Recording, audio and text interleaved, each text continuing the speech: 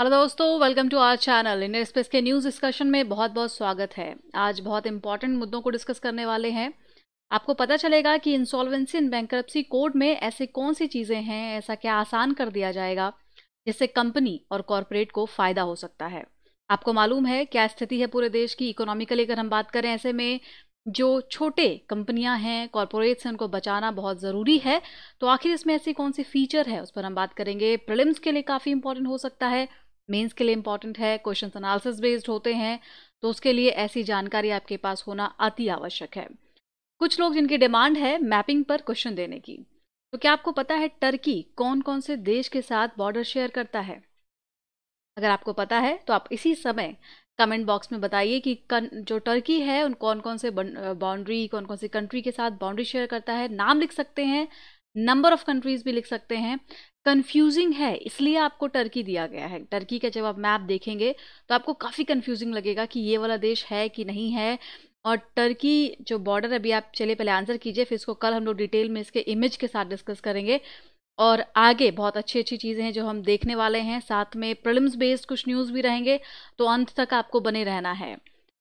ये जानकारी कोचिंग के बारे में है। यहाँ पर जो लोग अभी घर पर हैं, कोचिंग जा नहीं सकते, ऑब्वियसली दिल्ली आने का भी कोई माहौल नहीं है, तो ऐसे में हम घर बैठकर पढ़ना चाहते हैं। आज आपको एक बहुत अच्छी और खुशखबरी वाली बात बता दें कि सीसैट या मैथमेटिक्स से जिसको डर लगता है, उनकी प्रॉब्लम सॉल्व हो चुकी है।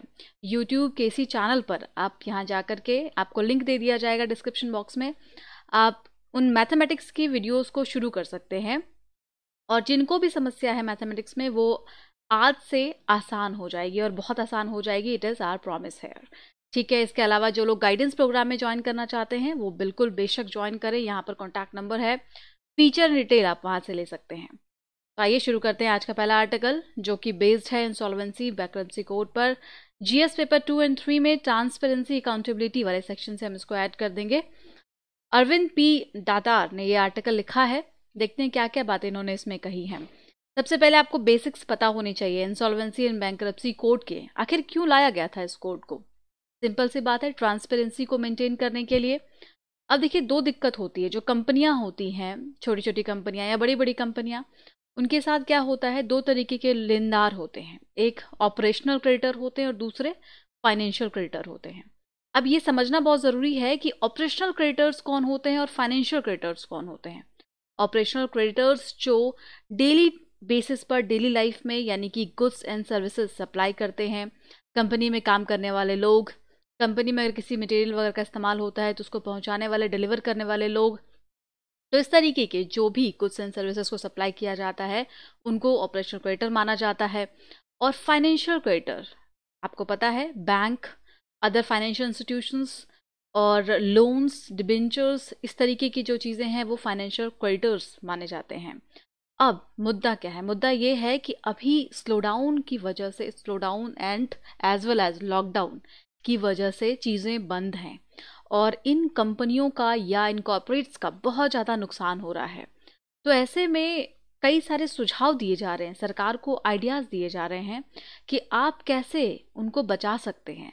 तो आप देख रहे हैं, एक तरफ माइग्रेंट लेबरर्स को बचाने की बात हो रही है, जो लोग मनरेगा में काम करते थे, और रूरल एरियाज़ में जो गरीब लोग हैं उनको बचाने की बात हो रही है, जो अर्बन पुअर्स हैं उनको बचाने की बात हो रही है। तो जाहिर तौर पर इनको भी बचाना होगा। जो छोटी कंपनियां हैं जिनको नुकसान बहुत ज़्यादा हो रहा है, वो अपने नुकसान की भरपाई कैसे करेंगे?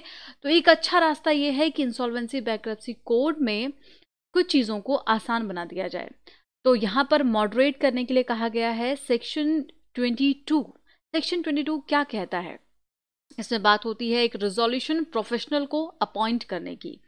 और यहाँ पर कहा गया है कि कुछ दिनों के लिए जो इस प्रोसेस है, ये प्रोसेस उसको बंद कर दिया जाए, यानी कि जो कंपनियां हैं उसको छूट दे दी जाए कि किसी भी तरीके से अगर आप पैसा नहीं दे पाते हैं। जनरली क्या होता है, ये जो फाइनेंशियल क्रेडिटर्स होते हैं यही लोग क्लेम करते हैं, राइट, क्लेम करते हैं कंपनी के अगेंस्ट अपना पैसा निकलवाने के लिए।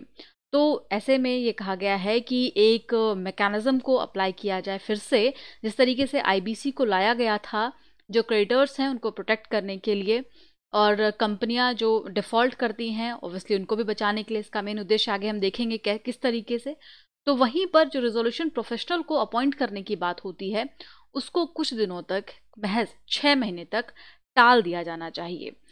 और टाल दिए जाने से जो फायदा होगा, क्या फायदा होगा, तो आइए उस पर हम बात करेंगे। लेकिन इससे पहले एक छोटी सी न्यूज़ जान लीजिए जो कुछ दिनों पहले फाइनेंस मिनिस्ट्री की तरफ से पब्लिश की गई थी। ये न्यूज़ है 25 मार्च की। ये प्रीलिम्स के लिए इंपॉर्टेंट है, आपको पता होना चाहिए। तो इसमें क्या किया था फाइनेंस मिनिस्टर ने, ये बात तब की है जब लॉकडाउन हुआ था, लेकिन उस तरीके से नहीं था और इतना बड़ा बदलाव नहीं समझ में आ रहा था कि हम इतने 3-3 महीने तक चीज़ों को बंद करने वाले हैं। तभी एक बदलाव लाया गया था फाइनेंस मिनिस्टर की तरफ से। उन्होंने यहाँ पर इंसॉल्वेंसी एंड बैंक्रप्सी कोड का जो थ्रेशोल्ड है उसको बढ़ा करके 1 करोड़ रुपीस का कर दिया था। इसका उद्देश्य ही था एमएसएमईज को प्रोटेक्ट करने का। ध्यान दीजिएगा, अभी तक 1 लाख रुपए तक का यहाँ पर थ्रेशोल्ड होता था कि अगर 1 लाख रुपीस लोगों को नहीं दिए जा रहे हैं तो भी आप जा सकते हैं आईबीसी में। आईबीसी के तहत एनसीएलटीज, डीबीटी, इस तरीके के प्रोसेस होते हैं जहां पर आप जा करके अपने पैसे को की डिमांड रख सकते हैं कि आपको वहां से कंपनी से पैसे नहीं दिए जा रहे। अब इसका थ्रेशोल्ड बढ़ा करके 1 करोड़ कर दिया गया है ताकि जो एमएसएमईज हैं उनको प्रोटेक्ट किया जा सके। तो ये उद्देश्य था, ये बदलाव है। अब इसके बाद आर्टिकल में क्या कहा जाए ये आपको समझ में आ गया। जो न्यूज़ अभी हमने देखा वही यहाँ पर लिखा हुआ है।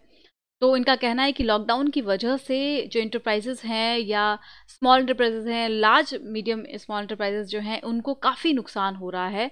और इसमें जो ईजिएस्ट वे क्या है कि कुछ दिनों तक की उनको मोहलत दी जाए। एटलीस्ट 4 मंथ्स उनको लगेगा चीज़ों को नॉर्मल करने में, और उसके बाद कोई भी ऐसा इंसॉल्वेंसी प्रोसीडिंग्स को अपनाया जाए। अभी किसी भी तरीके के इंसॉल्वेंसी प्रोसीडिंग्स को कंटिन्यू करना उन कंपनियों के लिए सही नहीं होगा और उनके पास सिर्फ एकमात्र ऑप्शन बचेगा, वो होगा लिक्विडेट होने का। मतलब वो खत्म हो जाएंगे, दिवालिया होना पड़ेगा उनको, बिकॉज उनके पास दूसरा कोई रास्ता अभी नहीं बचा है। तो यहाँ पर नो डाउट ये जो इंसॉल्वेंसी बैंक्रप्सी है उसमें जो लोग वेंडर्स होते हैं या डाउन स्ट्रीम्स में जो लोग होते हैं उनको प्रोटेक्ट करने के लिए इसको लाया जाता है। लेकिन आप समझ के देखिए, एग्जाम्पल के तौर पर अगर ऑटोमोबाइल सेक्टर बंद है, गाड़ियां बिक नहीं रही, तो वहां से जो आगे का ऑब्वियसली उनका जो पेमेंट है वो ऑटो मैन्युफैक्चरर्स के पास नहीं पहुंच पाएगा। और मैन्युफैक्चरर्स अगर बंद हैं तो वहां से पेमेंट और नीचे डाउन स्ट्रीम में नहीं जा पाएगा। तो एक तरीके से सभी लोग चेन में जुड़े हुए होते हैं और अगर कहीं पर भी डिमांड कम होती है तो उसका असर पूरे के पूरे चेन में पड़ता है। तो अभी डिमांड तो कम है ही, साथ में चीज़ें बंद हैं पूरी तरीके से। तो यहाँ पर हमें ओवरऑल एंगल को ध्यान में रखने की ज़रूरत है। आगे कुछ और बेसिक डिटेल्स पर बात करते हैं। तो इन्होंने 6 मंथ्स मोराटोरियम के लिए कहा है। तो 6 मंथ्स तक रोक लगा देनी चाहिए किसी भी तरीके के लिक्विडेशन प्रोसेस को अपनाने में। इसके लिए सरकार ऑर्डिनेंस लेकर के आ सकती है और ऑर्डिनेंस में इन्होंने क्या सुझाव दिया है, सेक्शन 7 और 9 जो आईबीसी का है उसको सस्पेंड कर दिया जाना चाहिए कुछ समय के लिए। कोई भी नया फ्रेश पिटीशन लोग नहीं डाल सकते हैं, फाइल नहीं कर सकते हैं अगेंस्ट कंपनी। ये एक बहुत बड़ी रियायत हो सकती है इन कंपनियों को बचाने के लिए। The damage that could be done to the corporate sectors by invoking IBC is likely to be far greater. अब देखिए, नो डाउट इससे जो अदर लोग हैं, जो क्रेडिटर्स हैं, उनका तो नुकसान होगा ऑब्वियसली, लेकिन यहाँ पर हमें दोनों तरीके से सोचने की ज़रूरत है। बैंकों को भी बचाना है, क्रेडिटर्स को जो हैं वो उनको तो बचाना ही है, और साथ में जो कंपनियां हैं उनको भी बचाना होगा। और यहाँ पे यही कहा जा रहा है कि जो आरपी है, रिजोल्यूशन प्रोफेशनल्स जो हैं, अगर उनको एक बार अपॉइंट कर दिया गया तो फिर जो कंपनी होती है वो इतनी स्ट्रेस्ड आउट ऑलरेडी है और उनके पास लिक्विडेट होने के अलावा कोई और रास्ता बचता नहीं है। तो इसीलिए हमें यहाँ पर आरपी के अपॉइंटमेंट से बचना होगा। रिजोल्यूशन प्रोफेशनल्स तक बात नहीं पहुंचनी चाहिए, उसके लिए कोई भी नया फ्रेश पिटीशन नहीं डाला जाए। और ये एक कंपनी को नॉर्मलिटी की सिचुएशन में आने देने के लिए एक अच्छा तरीका हो सकता है और ये एक मात्र ऑप्शन आपके पास बचता है। क्योंकि अगर अब यहाँ पर हम नए फ्रेश पिटीशन को भी नहीं डाले देते हैं तो इससे ऑब्वियसली जो बर्डन है वो भी कमेगा और एनसीएलटीज के ऊपर भी आप इतना बर्डन नहीं डाल सकते हैं, बिकॉज इस पर भी हमने कई बार डिस्कशन किया हुआ है। अच्छा, यहाँ पे आपको बेसिक्स बातें पता हो गया आई गेस कि एनसीएलटी में क्या होता है, डीआरटी में क्या होता है। एक होता है डेट रिकवरी ट्रिब्यूनल और एक होता है नेशनल कंपनी लॉ ट्रिब्यूनल। जो कंपनी लॉ ट्रिब्यूनल होता है, यहाँ पर कोई भी प्राइवेट कंपनी के खिलाफ आप जा सकते हैं। जो डीआरटी होता है वहाँ पे किसी इंडिविजुअल्स के खिलाफ जाया जाता है। तो ये डिफरेंस आपको बेसिक्स जो है वो पता होनी चाहिए आईबीसी के बारे में। बेसिक बातें जो न्यूज़ में चल रही हैं, जिस पर अभी रिबेट देने की बात हो रही है, जिसकी वजह से ज़्यादा खतरा हो सकता है, इन सब बातों का आपको पता होना ज़रूरी है अगर आपको क्वेश्चन एनालिसिस करने में आपको इस चीज़ों से हेल्प मिलेगी। ठीक है, तो आपको बेसिक चीज़ें यहाँ पर क्लियर हो गई। अब ऑब्जेक्टिव की बात करते हैं। आखिर आईबीसी का ऑब्जेक्टिव क्या है? इसका ऑब्जेक्टिव ये कतई नहीं है कि कंपनियों को दिवालिया घोषित कर दें। इसका ऑब्जेक्टिव एक तरीके से क्रेडिटर्स को बचाना है, उनको प्रोटेक्ट करना, और दूसरी तरफ कंपनियों को भी प्रोटेक्ट करना है, रीऑर्गेनाइज करना है, और पूरी तरीके से जितने भी स्टेक होल्डर्स पार्टिसिपेट करते हैं एक बिजनेस फॉर्म में, उन सभी के हित में काम करना आईबीसी का मेन ऑब्जेक्टिव है। तो इसीलिए यहाँ पे सिर्फ 6 मंथ्स अगर हम इस प्रोसेस को सस्पेंड कर देते हैं तो इससे हम लोगों की मदद कर सकते हैं डायरेक्टली एंड इनडायरेक्टली। यही यहाँ पर सुझाव दिया गया है। अगला आर्टिकल है the state can not hold, GS paper 2 में एसोसिएट करेंगे सोशल जस्टिस। आपको बता दें आर्टिकल लिखा है मानवेंद्र सिंह जी ने, फॉर्मर मिनिस्टर रह चुके हैं राजस्थान में, क्रिटिसाइज कर रहे हैं गवर्नमेंट को, राजस्थान गवर्नमेंट को नहीं, पूरी सेंट्रल गवर्नमेंट को। इनके जो तरीके थे, इन्होंने जो स्टेप्स अपनाए हैं लॉकडाउन में, वो इनको सही नहीं लग रहा। तो आइए देखते हैं किस तरीके से इन्होंने एक नया एंगल लेने की कोशिश की है। Situation you all know, corona virus की वजह से सब कुछ बंद है। सोशल डिस्टेंसिंग को मेंटेन करने की बात की जा रही है, बहुत जगह पर मेंटेन हो रहा है, लेकिन कुछ जगहों पर इसको मेंटेन नहीं किया जा पा रहा है, खास करके रूरल एरियाज में। और यूं कहें कि जहां पर पॉवर्टी ज़्यादा है, जहां पर इनसिक्योरिटी ज़्यादा है, उस रीजन में सोशल डिस्टेंसिंग या किसी भी तरीके के नॉर्म्स को लोग आसानी से अपना नहीं पा रहे हैं। कारण ये कहा जाता है कि कोरोना से तो बाद में मरेंगे, पहले भूखमरी से मर जाएंगे। तो ऐसी चीज़ों को कैसे हैंडल किया जाए, यहाँ पर कौन सा स्टेप लिया सरकार ने जो गलत साबित हुआ? आखिर क्यों इतने माइग्रेंट वर्कर्स पैदल अपने घर की तरफ जा रहे हैं? ऐसे कई सारे सवाल हैं जो अभी भी उठ रहे हैं, और उसकी तरफ कुछ लोगों की निगाहें जा रही हैं, कुछ लोगों की नहीं जा रही हैं। तो प्रॉब्लम क्या है? प्रॉब्लम है पॉवर्टी। इतने सारे लोग जिनको आपको फूड ग्रेन्स अवेलेबल करवाना है, इतने सारे नीडी पीपल जिनके अकाउंट में आपको पैसे भेजने हैं, उसके लिए इंफ्रास्ट्रक्चर है, लेकिन एक स्ट्रॉन्ग प्लानिंग की बहुत ज़्यादा ज़रूरत है। नाउ ये किस तरीके से मुद्दे को उठाते हैं, इनका मानना है कि ये थर्ड शॉक है पूरी इकॉनमी पर, पूरे लोगों पर। पहला दूसरा शॉक क्या था? पहला था डिमोनेटाइजेशन 2016, और उसके बाद था जीएसटी 2017, और फिर आता है कोरोना वायरस, जिसकी वजह से जो माइग्रेंट लेबरर्स हैं, जो अदर स्टेक होल्डर्स हैं इकॉनमी में, वो सभी इसकी चपेट में हैं। चीज़ें बिल्कुल नीचे जा रही हैं, और इससे लोगों का जो एक नॉर्मल लाइफ होता है, नॉर्मल रूटीन है, वो पूरी तरीके से हैम्पर हो गया है। बहुत सारे लोग सड़क पर आ चुके हैं, आखिर वो क्या करेंगे? तो ये जो प्रॉब्लम है वो समहाउ एक हरियप सिचुएशन में हुआ। इन्होंने कुछ एग्जाम्पल दिया है, जैसे कि जब हम बात करते हैं डिमोनेटाइजेशन की, आपको याद होगा उस समय भी प्रधानमंत्री जी ने 8 बजे देश को एड्रेस किया था, और उन्होंने अगले ही दिन से जो मनी था उसको लीगल टेंडर खत्म कर दिया था, 1000 के नोट पर और 500 के नोट पर। तो उन्होंने उस समय भी समय नहीं दिया, आपने रात को एड्रेस किया नेशन को, और अगले दिन सुबह आपने उसको बंद कर दिया जो लीगल टेंडर मनी था। ये 2016 में एक बार जब ऐसे ही यूरोपियन सेंट्रल बैंक ने अनाउंसमेंट किया था 500 यूरो नोट को बंद करने का, तब भी उन्होंने लोगों को 36 मंथ्स का टाइम दिया था। 2018 एंड तक उन्होंने लोगों को समय दिया था कि वो अपने पैसे को वापस से कन्वर्ट कर सकते हैं। तो इस तरीके से जो अदर कंट्रीज़ हैं वो अपने यहाँ पर सोच समझ करके थोड़ा स्टेप लेती है, थोड़ा काम करती है, समय दे करके काम करती है। अब जब लॉकडाउन की बात करें तो ये एग्जांपल देते हैं साउथ अफ्रीका का। साउथ अफ्रीका में क्या हुआ कि 24 मार्च को लोगों को ये बता दिया गया कि 26 मार्च से लॉकडाउन है, राइट? मिडनाइट ऑफ द 26 मार्च से लॉकडाउन है। मतलब आपके पास बहुत समय था जब आप चीज़ों को सेटल कर सकते थे, अपने घर पे सामान ला सकते थे, अगर आप कहीं बाहर फंसे हुए तो वहाँ से अपने घर तक पहुँच सकते थे। तो इस तरीके से बहुत सारा समय दिया था। लेकिन इंडिया में फिर से वही 8 बजे रात को अनाउंस किया जाता है, और महज 4 घंटे का समय लोगों को दिया जाता है। जो जहाँ था वो वहीं पर रह गया। बहुत पैनिक सिचुएशन क्रिएट हो गई, और ख़ास करके जो आप माइग्रेंट लेबरर्स देख रहे हैं रोड पर, उसके पीछे का भी एक बड़ा कारण ये था कि उनको क्लियर कट शॉर्ट ऑफ कुछ ऐसा प्लान नहीं दिया गया, कोई ऐसा फ्रेमवर्क नहीं बताया गया कि उन वो कैसे अपना जीवन यापन करेंगे। जो लोग डेली वेजेस पर काम करते थे वो क्या करेंगे, उनको कुछ नहीं बताया गया। तो इस तरीके से जो लोग हैं उनका विश्वास कैसे हो स्टेट के ऊपर, वो कैसे जान पाएंगे कि देश में उनके लिए भी कुछ है और उनको भी हेल्प मिलेगी। तो एक तरीके से इनसिक्योरिटी जो थी वो बरकरार रही। और ये क्यों हुआ? बिकॉज ऑफ ये जो मिडनाइट लॉकडाउन हुआ उसकी वजह से चीज़ें और भी ज़्यादा मिसमैच हो गई और ये पूरा का पूरा प्रॉब्लम क्रिएट हो गया। तो उसके बाद कुछ और भी चीज़ें बताते हैं कि देश में पहले से ही बहुत सारी चीज़ें हो रही थी। फ्लाइट्स, स्पेशल फ्लाइट्स मेंटेन किए जा रहे थे, लोगों को बाहर से मंगवाया जा रहा था और लोगों को चेक किया जा रहा था, थर्मल स्क्रीनिंग की जा रही थी। लेकिन तब तक भी कोई ऐसा लोगों को हिंट नहीं दिया गया कि बंद हो सकता है, लॉकडाउन हो सकता है। फिर डब्ल्यूएचओ ने पेंडेमिक घोषित कर दिया पूरे इस क्राइसिस को, कोरोना वायरस को। और जैसा आपको पता है कि किसी भी पेंडेमिक का को कंट्रोल कर पाना इतना आसान नहीं होता है किसी भी देश के लिए। लेकिन अल्टीमेटली इंडिया में जो सिचुएशन और ज़्यादा वर्स हो गई, खास करके पुअर पीपल के बीच में, उसके पीछे एक कारण ये आर्टिकल में बताते हैं कि सही समय पर लोगों को बताया नहीं गया और अचानक से लॉकडाउन को इम्पोज कर दिया गया। तो इस वजह से एक मेस सिचुएशन क्रिएट हो गई।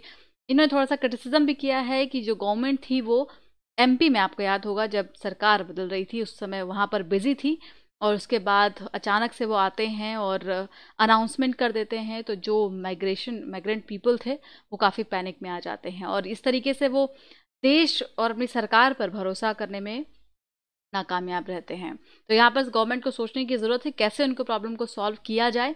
अभी फिर से जब अलग अलग जगह पर सिचुएशंस क्रिएट हो रही हैं तो उनको समझाना और समझाने से ज़्यादा ज़रूरी है उनकी ज़रूरतों को पूरा करना, एक उद्देश्य अभी प्राइमरी फोकस होना चाहिए। आइए अगला देखते हैं। न्यूज़ एक्सप्लेन पेज पर है, कोरोना वायरस में क्या हाइड्रो ऑक्सीक्लोरोक्विन काम आ सकता है? तो उसके बारे में हम बात करेंगे। देखिए क्या लिखा गया है। पहले तो ये होता क्या है आप जान लीजिए। हाइड्रोक्सीक्लोरोक्विन एक दवा है, एक ओरल प्रिस्क्रिप्शन ड्रग है। याद रखिएगा, इस पर कुछ बेसिक फैक्ट्स आपसे एग्जाम में पूछे जा सकते हैं। क्या ये सिर्फ मलेरिया के काम आता है, मलेरिया को ट्रीट करने के काम आता है? नहीं, ये किसी भी ऑटो इम्यून डिसऑर्डर जैसे कि थ्योरामाटॉइड आर्थराइटिस, लव्स, ऐसे किसी भी प्रॉब्लम्स को सॉल्व करने में इस दवाई का यूज़ किया जा सकता है, इस ड्रग का यूज़ किया जा सकता है। ये कब शुरू हुआ, कब से ये यूज़ में है? तो 1940 से इसको यूज़ किया जा रहा है एंटीवायरल प्रॉपर्टीज़ की तरह। कुछ बेसिक फैक्ट्स इसके अलावा देखते हैं। Anti malarial drug chloroquine and hydroxy chloroquine which is derivative of chloroquine. अब इसका इस्तेमाल कैसे होता है? डब्ल्यूएचओ इस पर काफ़ी रिसर्च कर रही है, अदर लेंसेट के द्वारा भी इस पर रिसर्च किया जा रहा है कि इसको कैसे और क्यों यूज़ किया जाएगा। इसके अंदर एक क्वालिटी ये होती है कि ये एसिडिटी को कम करती है, सेल मेम्ब्रेन्स में जाकर के जो कंपार्टमेंट्स में एसिडिटी होती है उसको ये कम करती है। और चूंकि जो वायरस होते हैं वो इसी एसिडिटी का इस्तेमाल करते हैं अपने आप को मल्टीपल करने में, कॉपीज़ को रेप्लिकेट करने में। तो इस तरीके से ये जो मेडिसिन है ये काम आ सकता है। हालांकि इस पर ट्रायल चल रहा है, इस पर रिसर्च चल रहा है, अभी भी कुछ क्लियर नहीं है। 2005 में जब सार्स पर इसको ट्रीट किया गया था तो ये वहाँ पर फेल था, वहाँ पर इस ड्रग का इस्तेमाल नहीं किया गया था। आपको याद होना चाहिए। आपको बता दें कि सार्स के लिए कोई भी वैक्सीन अवेलेबल नहीं है। तो ऐसे क्वेश्चंस आपसे राइज हो सकते हैं प्रीलिम्स में कि क्या सार्स के लिए वैक्सीन है? तो आपको लगेगा कि हाँ बन गया होगा अब तक वैक्सीन, बट ऐसा नहीं है। ये भी एक काइंड ऑफ कोरोना वायरस था, लेकिन इसके लिए कोई वैक्सीन अभी तक हमारे पास मौजूद नहीं है, याद रखना है आपको। उसके बाद what is the national protocol? क्या नेशनल प्रोटोकॉल है इसको यूज़ करने का इन द कोविड-19 आउटब्रेक? तो आईसीएमआर ने क्लियर किया है, जो Indian council of medical research है, उन्होंने रेकमेंड किया है hydroxychloroquine is a very specific cases. बहुत स्पेसिफिक केसेस में इसका इस्तेमाल किया जाएगा और उसमें भी बहुत सारे रिसर्च चल रहे हैं, कुछ भी इतना कंफर्म नहीं है। तो everything is in process, but हाँ इसके बारे में बेसिक चीज़ें हमें पता होना चाहिए। और जैसे ही कुछ और डिटेल आती है, जैसा कि आपको पता है अमेरिका में रिसर्च हो रहा है और इसको ट्रायल में भी अभी रखा जा रहा है, तो उसके बाद कुछ और न्यूज़ भी इस पर आएंगी। अब हम प्रीलिम्स ओरिएंटेड न्यूज़ देखते हैं। दो न्यूज़ जो बहुत इंपॉर्टेंट है। जर्नलिज्म इमरजेंसी रिलीफ फंड किसने बनाया है? क्वेश्चन बन सकता है। आंसर होगा Google. Google is planning to launch, अभी लॉन्च हुआ नहीं है, गूगल प्लान कर रहा है लॉन्च करने के लिए ऐसा कुछ इमरजेंसी फंड जिससे कि हेल्प हो सकेगा जर्नलिज्म को। और उसके बाद दूसरा न्यूज़ जो इम्पोर्टेंट, यहाँ पे फाइनेंशियल सपोर्ट भी आप ध्यान में रखिएगा, is for local news rooms hit by the economic fall out. जो जो भी इस इकोनॉमिक क्राइसिस से गुजर रहे हैं अभी, तो गूगल न्यूज़ इनिशिएटिव के तहत उनको फाइनेंशियल सपोर्ट प्रोवाइड किया जाएगा इस रिलीफ फंड के माध्यम से। अगला न्यूज़ जो इम्पोर्टेंट है वो है त्रिशूर पोरम फेस्टिवल। देखिए, आप कंफ्यूज हो सकते हैं, कल एक ऐसा ही छोटा सा फेस्टिवल कर्नाटका में सेलिब्रेट किया गया था समारोह, तो आपको कंफ्यूजन नहीं होना चाहिए कि ये कहाँ का है क्या है। इस बार पहली बार त्रिशूर पोरम फेस्टिवल को कैंसल किया गया है because of this covid outbreak. Social distancing को मेंटेन करना है और ऐसे में कोई भी ऐसी गैदरिंग हम नहीं कर सकते हैं। इमेज में आप देख पा रहे हैं गैदरिंग बहुत ज़्यादा होती है। केरला में इसको मदर ऑफ ऑल फेस्टिवल्स के नाम से जाना जाता है, याद रखिएगा। Mother of all festivals in Kerala is called as Thrissur Pooram festival. और इसको शुरू कहाँ से किया गया है? 18th सेंचुरी में इसकी शुरुआत हुई। तख्तान थाम्फुरन जो कि महाराजा थे वहाँ के, कोची स्टेट के, उन्होंने इसको लॉन्च किया था, स्टार्ट किया था। तो आज के लिए इतना ही। Thank you so much. I hope subscribe कर दिया होगा आप लोगों ने, और पसंद आ रहा तो लाइक ज़रूर कीजिए, शेयर कीजिए friends. It's my humble request. Please share this video as much as you can. Thank you. Thanks a lot.